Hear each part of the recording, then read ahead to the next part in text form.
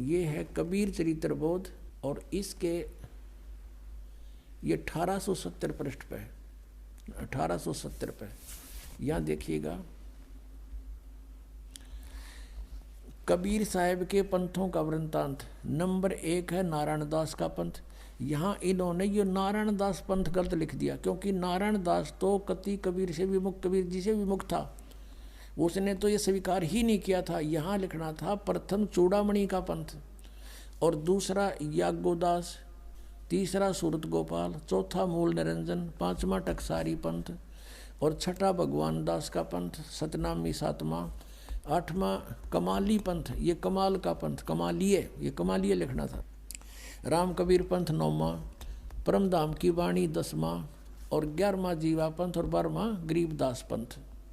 ये गरीबदास छुड़ानी वाले उनका 12वां पंथ है ये। अब यहाँ क्लियर लिखा है, और आगे देखो इनकी वाणी में फिर कैसे लिखा है। अब इससे ये समझ में आओगी ये कहाँ बोले हैं। अब हम आ जाते हैं कबीर वाणी बोध सागर। कबीर वाणी 136 पृष्ठ पे है। द्वादश पंथ चलो सो भेद। अब द्वादश पंथ काल फुरमाना, भूले जीव न जाए ठिकाना, ये कबीर परमेश्वर की वाणी है। और ताते आगम कह हम व्याख्या, हमने भविष्य की बात बता दी तेरे को धर्मदास। और वंश हमारा, ये प्रथम लिखना था, प्रथम हमारा चूड़ामणि शाखा, ये चूड़ामणि है प्रथम शाखा हमारी। यह उन्होंने वहाँ प्रथम लिख दिया, इन्होंने जग्गू लिख दिया दूसरा, ये प्रथम ये लिख होना चाहिए था, प्रथम ने जग्गू लिख दिया, जबकि यहाँ लिखना चाहिए था प्रथम, ये चूड़ामणि को प्रथम लिखना चाहिए था जब पूरे होंगे 12। फिर भी हम इनकी जो अज्ञानता इन्होंने की है स्पष्ट है। ताते आगम कह हम राख्या, वंश हमारा चूड़ामणि शाखा, ये प्रथम समझो। अब प्रथम जागू, जैसे आपने देखा था यहाँ पर, क्योंकि ये पैरेलल चलेगा जब समझ में आओगी, बहुत उलझ जावा है। प्रथम नारायण दास लिखा है ना, यहाँ लिखना था ये चूड़ामणि, और दूसरा जागू दास जागू, और तीसरा सूरत गोपाल, चौथा मूल निरंजन, टकसार का पंथ। अब ये याद रह जाएंगे आपके, दोबारा फिर दिखाऊंगा यहाँ पर। अब हम कबीर वाणी कबीर बोध सागर में आगे 136 पृष्ठ पे। ये प्रथम जागू लिख दिया इन्होंने, ये दूसरा जागू होना चाहिए था, और तीसरा सूरत गोपाल, मूल निरंजन की वही नो के नो, वहाँ क्लियर लिखा हुआ है टकसार का भेद, ये बीजक पंथ, जीवा का पंथ बोले इसने। फिर है छठवां है सतनामी, फिर राम कबीर पंथ, ये ज्ञानी पंथ 10वां, और 11वां ये भेद परम धाम की वाणी, ये परम धाम की वाणी जो पंथ है ये 10वां है, 10वां है, ये 11वां, ये 10वां लिखा। अब 12वां संवत 1775 हुई, ये मिसप्रिंट हो रहा है यहाँ पर, संवत 1775 है, नहीं है 74 होना चाहिए। संवत 1774 में गरीबदास जी का जन्म है, और ये 12वां पंथ गरीबदास पंथ है। संवत 1774 और सन 1717 में गरीबदास जी का जन्म हुआ था। और ता दिन प्रेम प्रगटे जग सोई, यानी गरीबदास जी के बाद कबीर साहब की फिर से महिमा हुई थोड़ी थोड़ी। आगे देखा, आज्ञा रहे ब्रह्म बोध लावे, कोली चमार सब के घर खावे, साख हमारी लेस जीव समझावे, असंख्यों जन्म ठोर नहीं पावे। ये 12वें पंथ प्रगट है वाणी, ये 12वें पंथ के विषय में बता रहे हैं कि ये मेरी महिमा की वाणी प्रगट फेर होएगी। 12वें पंथ, 12वां पंथ गरीबदास पंथ, फिर देख लीजिए। ये है कबीर चरित्र बोध में, और 1870 पे कबीर साहब के 12 पंथों का, ये 12वां पंथ गरीबदास पंथ है। अब 12वें पंथ का हम फिर आगे यहाँ पर 136-37 पे बोध सागर में, और कबीर वाणी चैप्टर पे 12वें पंथ प्रगट हुआ वाणी, हवे हवे होता है। 12वें पंथ प्रगट हुआ वाणी, और शब्द हमारे का निर्णय ठानी। गरीबदास जी के द्वारा मेरी महिमा की वाणी, मेरी यथार्थ ज्ञान फिर से प्रकट करवाऊंगा। परमेश्वर कबीर जी ने गरीबदास जी में सारा ज्ञान फीड कर दिया, उन्होंने फिर बोला और लिपिबद्ध किया गया। अब कहते हैं 12वें पंथ प्रगट हुआ वाणी, शब्द हमारे की निर्णय ठानी। हमारी वाणी को समझने की चेष्टा करेंगे गरीबदासी पंथ वाले, लेकिन समझ नहीं सकेंगे। अस्थिर घर का मर्म ना पावे, ये 12 पंथ हम ही को ध्यावे। अब गरीबदास पंथ तक भी परमात्मा ने बैन लगा दिया कि ये पार नहीं हो सकते। फिर कहते हैं 12वें पंथ हम ही चल आवे। ओए होए, गरीबदास वाले पंथ में कहते आगे चल के हम ही आवेंगे और सब पंथ मिटा एक ही पंथ चलावें।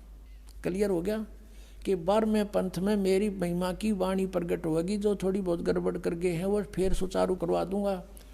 और 12वें पंथ में हम ही आवेंगे। अब परमात्मा नहीं आए तो इस दास को भेज दिया अपने को, लेकिन शक्ति उन्हीं की काम कर रही है।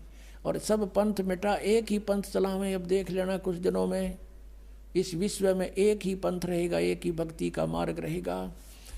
अब फिर क्या कहते हैं कि प्रथम चरण कलयुग निराणा, तब मगर मांडो मैदाना। धर्मराय से मांडो बाजी, तब धर बोधो पंडित काजी। अब कहते हैं प्रथम चरण जो होगा, 3 चरण बताए हैं, एक प्रथम, एक लास्ट और ये मध्य का। तो प्रथम कलयुग में वहां से शुरू हुआ, परमात्मा मगर से सह शरीर गए थे, लाखों लोगों के व्यक्तियों की उपस्थिति में, ये प्रथम चरण था। अब यहाँ से समझ में आओगी कि 12वें पंथ में मेरी वाणी प्रकट होगी, सही ज्ञान उससे मिलेगा। अब यहाँ कहते 5505 तब ये शब्द होगा साचा। है कहते 5505 वर्ष जब कलयुग बीत जाएगा तब ये मेरी बात साची होंगी, जो आज मैं बता रहा हूँ तेरे को कि हम प्रकट होंगे, सब ज्ञान सब पंथों को मिटा के एक पंथ चला देंगे। धर्मदास मोरी लाख दुहाई, ये मूल शब्द बार ना जाई, ये बार है। और पवित्र ज्ञान तुम जग में भाखो, मूल ज्ञान तुम गुप्त राखो। मूल ज्ञान जो बाहर पढ़ी, ये बिचली पीढ़ी वंश हंस नहीं तरही। 33 अरब ज्ञान हम बाख्या, और मूल ज्ञान हमने गुप्त ही रखा। गोय माने गुप्त। मूल ज्ञान तुम तब तक छिपाई, जब लग 12 पंथ बिटाई। अब ये 12 पंथों का नाश हो जाएगा, क्योंकि उनके पास भक्ति का कुछ नहीं, उनकी विधि का पता। अब सच्चाई अब हम प्रकट करेंगे। अब यहाँ देखिएगा, ये कबीर बोध कबीर वाणी हम पढ़ रहे हैं, इसमें और कंसेप्ट क्लियर कर दिया। 134 पृष्ठ पे यहाँ लिखा है कि वंश प्रकार, प्रथम वंश उत्तम। ये चूड़ामणि जी हैं, ये प्रथम वंश तो उत्तम। दूसरा वंश अहंकारी, वो जागू। और तीसरा वंश प्रचंड। चौथा वंश बिरहे। 5वां वंश यह निंद्रा। और 6ठा वंश उदास। 7वां वंश ज्ञान चतुराई। और 8वां वंश 12 पंथ विरोध। 9वां पंथ वंश पूजा। और 10वें वंश प्रकाश। 11वें वंश प्रगट पसारा। और 12वें वंश हवे प्रगट उजियारा। 12वें में गरीबदास जी 12वां पंथ हो गए। इनके द्वारा मेरी वाणी का 12वें वंश प्रगट हुए उजियारा। मेरी वाणी का यानी मेरी महिमा फिर से कुछ उजागर होएगी। और 13वें वंश मिटे सकल अंधियारा। ये दास 13वां वंश है उस परम पिता का।